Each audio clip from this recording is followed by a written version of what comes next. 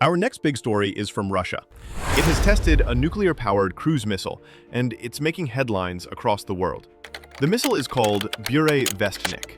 One expert describes it, and I'm quoting, as a tiny flying Chernobyl. Russian President Putin announced the test himself.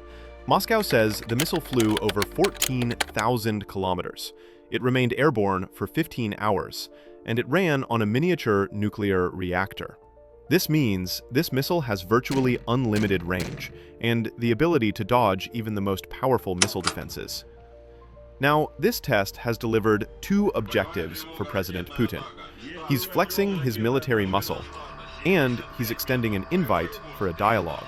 Russia has just tested a new weapon, and this one is unlike anything in the world. It's called the Bureau. NATO calls it Skyfall. The name means storm petrel, a bird that flies ahead of storms. It's a fitting description because this missile signals trouble ahead. President Putin announced the test himself, on camera, in military uniform, flanked by his generals. И где мы уже system? Yes. Russia says the missile stayed in the air for 15 hours. It traveled 8,700 meters. But here's what stands out. The missile ship was powered by a miniature nuclear reactor. This is what makes the Burevestnik different. Most missiles rely on conventional fuel. This one runs on nuclear energy. That gives it unlimited range. It can fly for days, circle the globe, and hit targets from unpredictable angles. The engine uses superheated air blasted out from a reactor. Some call it a tiny flying Chernobyl. That's how a nuclear expert described this weapon. So this missile is really like a small airplane. It has a jet engine on it. And just like a jet engine uses fuel to burn oxygen, this does exactly the same thing. But it uses a nuclear reactor to burn the oxygen and produce the thrust. Russia says the missile can evade any defense system, including the Golden Dome that Trump claimed would make America invincible. But here's the risk. It leaves a radioactive trail in flight.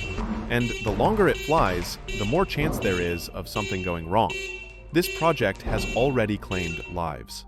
In 2019, an explosion killed 5 Russian scientists during a test.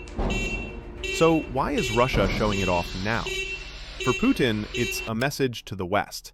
His talks with Trump collapsed weeks ago, and this test came right after that. Putin said the weapon is unique, and he's now preparing to deploy it in combat units. He's also offered to extend the New START treaty, the last remaining nuclear arms agreement with the US. So this is a double signal, a show of force and an open door for talks.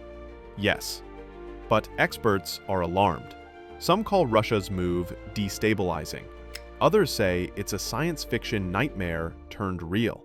Because this is what a 21st century arms race looks like.